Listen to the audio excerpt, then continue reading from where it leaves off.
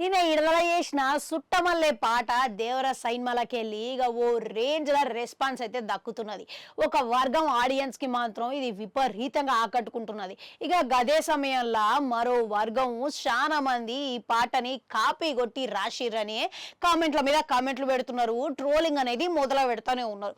ఇప్పుడు ఈ ట్రోలింగ్ కి సమాధానం ఇసుకుంటేనే ఇక సితారా ఎంటర్టైన్మెంట్స్ నాగవంశీ ఆయన స్టైల్లా మంచి గట్టి కౌంటర్ ఇచ్చేటందుకు గిట్లా ఆయన రెడీ అయిపోయి ఆయన ఎక్స్ ఖాతాలో ఒక పోస్ట్ పెట్టిండంట.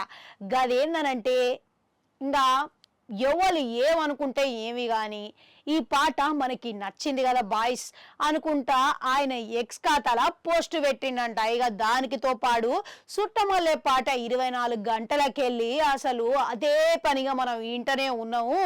ఇక ఇప్పుడు తారక్ అన్నని చూస్తుంటే ముచ్చటేస్తున్నది, జాన్వీ కపూర్ని చూస్తే ముద్దస్తున్నది అనుకుంటా. ఇక అయితేనే ఇక ఎవరితోని మనకేంది, దేనితోని కంపేర్ చేస్తే ఏంది బాయ్స్ అనుకుంటా ఈ నిర్మాత స్పందించిండంట.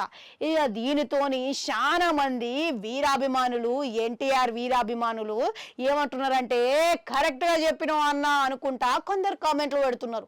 మరికొందరేమో జాన్వీ కపూర్ ముద్దొస్తున్నదా ఆహా అన్నా అనుకుంటా మరికొందరు కామెంట్లు అయితే పెడుతున్నారు. ట్రోలర్లు అయితే మొదలుపెట్టారు.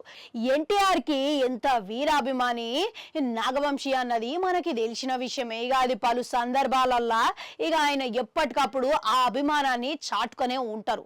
ఇక ఇప్పుడు మరోసారి ఆ అభిమానాన్ని వ్యక్తపరుచుకుంటా ఇక దీని మీద కరెక్ట్ గా ఆయన స్పందించడం అనేది చాలా గొప్ప విషయం అనేది చెప్పుకోవాలి.